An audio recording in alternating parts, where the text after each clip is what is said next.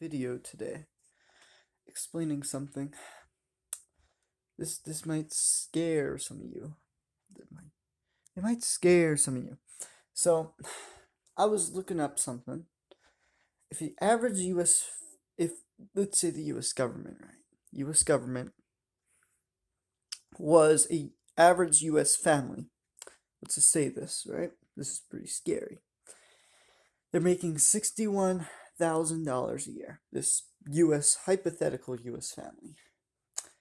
They have $600,000 in debt, and they're adding $100,000 more in debt, meaning they're spending $161,000 this year. So we just added 1/7 of our debt in 2021.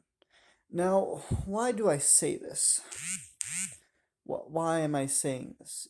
Not to create too much panic, nor is it to, nor is it so you just rush out and take out all the materials of the land.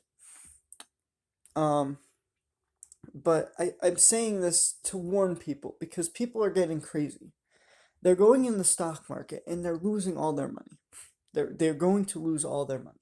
They are borrowing on debt, which we cannot afford to keep doing for our financial systems. They are they are going crazy buying stock with a P ratio of 500. Like, to me, that makes absolutely no sense. Buy a P ratio of less than 20. What?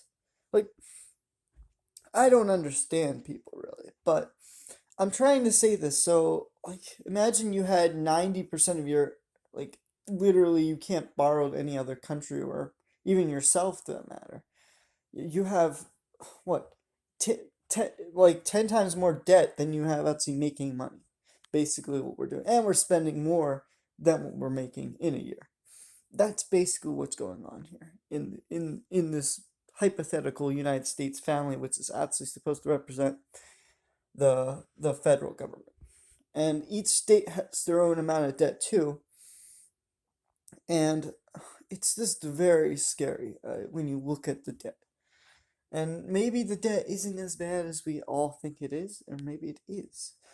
And I want people to really take a look.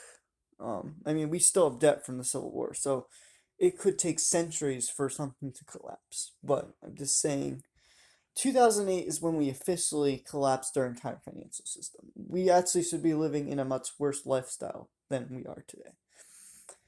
And the fact that we are living in a very luxurious lifestyle after 2008 is nothing wonders of a miracle because we're just borrowing our way through it. Even though you might not be borrowing money personally, the government is. And you are going to have to pay for that generations down the line.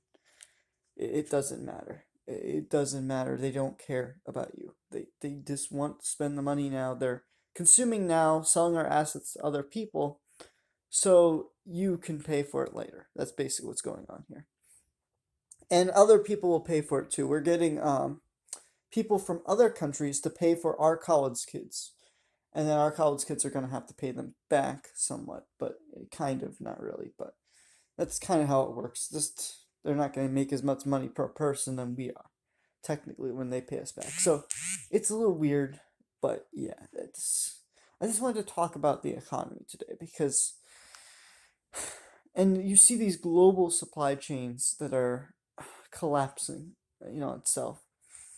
I walk in Walmart and it is a ghost town with the shelves there. It's empty.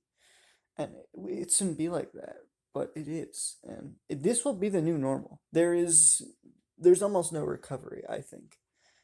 Regardless of how much money you give to the truckers, regardless of how much money you give the workers, some people are just too lazy to even do the work to begin with. They don't want to be a truck driver. They don't want to, and it's just like we built a culture of laziness. So when you build a culture of laziness, you don't have any production. You're just consuming. And while consuming is a nice thing, and it leads to people living, that's a good thing. Uh, Eventually, what do you define as a human right? What can you consume that is a human right? That's really the main focus point now.